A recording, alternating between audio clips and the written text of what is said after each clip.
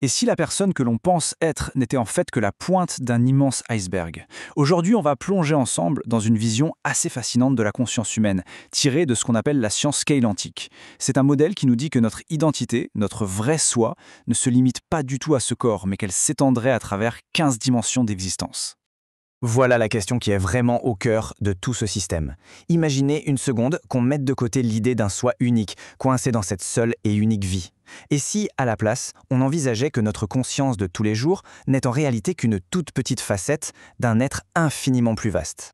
Alors, pour essayer de comprendre cette idée un peu vertigineuse, on va la décortiquer tranquillement en 5 étapes. On va commencer par le tout début, vraiment l'origine cosmique de la conscience, puis on va zoomer sur notre propre arbre généalogique spirituel. Après ça, on reviendra bien sur Terre pour analyser notre esprit, celui de tous les jours. On verra quel est le plus gros obstacle à cette vision élargie, et enfin on explorera le chemin qui est proposé pour tout rassembler.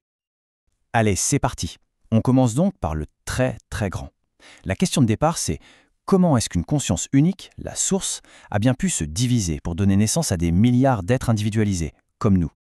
Le concept fondamental ici, c'est celui de flux de conscience.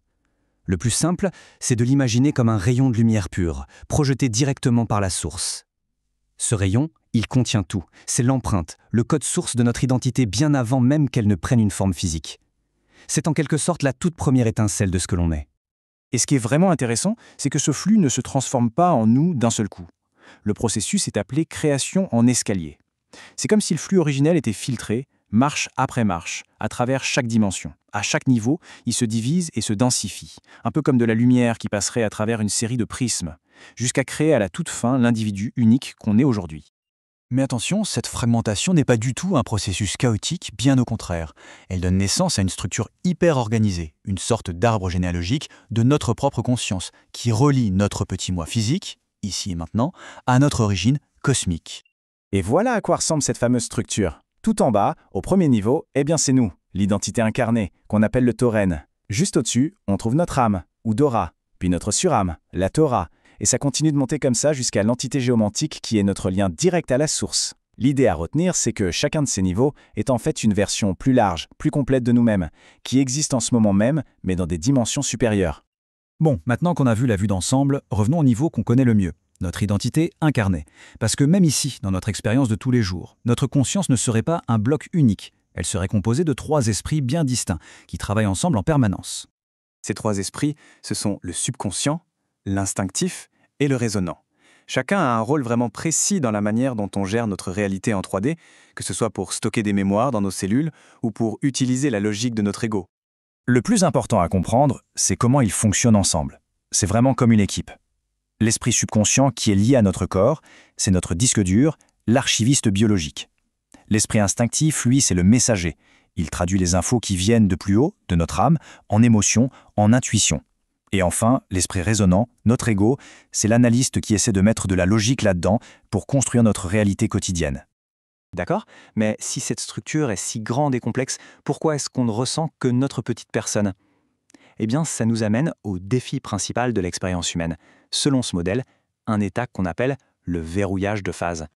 Le verrouillage de phase, en fait, c'est tout simplement la raison pour laquelle on se perçoit comme un corps physique dans un monde matériel. Et c'est à peu près tout. C'est comme si notre conscience était une radio calée uniquement sur les fréquences des 3 premières dimensions. Mais le point le plus important, c'est que ce n'est pas un défaut. Ce serait une fonctionnalité, un mécanisme fait exprès pour nous permettre de nous concentrer à 100% sur cette expérience incarnée. Et cette citation, elle résume absolument tout. Ce qu'elle nous dit, c'est que la véritable évolution, ce n'est rien d'autre que de dépasser cette limitation. Le but du jeu, ce n'est pas de s'échapper de notre réalité, mais plutôt d'élargir notre champ de perception pour y inclure, consciemment, tous les autres niveaux de qui l'on est vraiment. Donc, si le verrouillage de phase est le problème, ou plutôt le défi, alors l'intégration est la solution. Le chemin de l'évolution est vu ici comme un processus actif, une sorte de reconstruction consciente de notre soi qui a été fragmenté. L'objectif final, ce serait donc de redevenir ce flux de conscience unifié du tout début, mais avec une différence de taille, cette fois en étant pleinement conscient de toutes les expériences individuelles qu'on a vécues en chemin. Il s'agirait de fusionner volontairement notre moi incarné, notre âme, notre surâme, pour redevenir un tout, cohérent et complet. Ok, mais concrètement, on fait comment? Les textes décrivent plusieurs outils.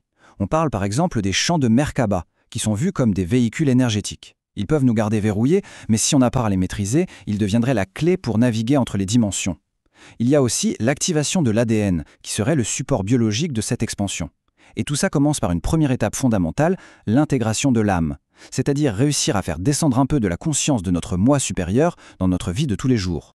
Au final, tout ce système cosmique incroyablement complexe nous ramène à une question très, très personnelle. Si l'évolution n'est pas juste un truc qui nous arrive passivement, mais bien une série de choix conscients pour intégrer des parties plus vastes de nous-mêmes, alors la seule vraie question c'est quelle version de soi-même choisit-on de devenir? C'est une réflexion qui mérite qu'on s'y attarde un peu. Merci d'avoir partagé ce moment avec moi. Si ce voyage intérieur te touche et résonne en toi, tu as la possibilité de soutenir ce chemin en faisant un don via PayPal. Le lien est dans la description.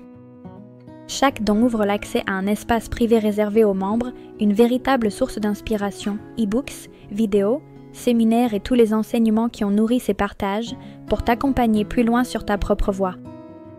L'accès premium sera activé sous 24 à 48 heures et envoyé directement à ton adresse mail liée à PayPal. Merci de contribuer à cette transmission et de nous aider à ouvrir de nouveaux horizons de conscience.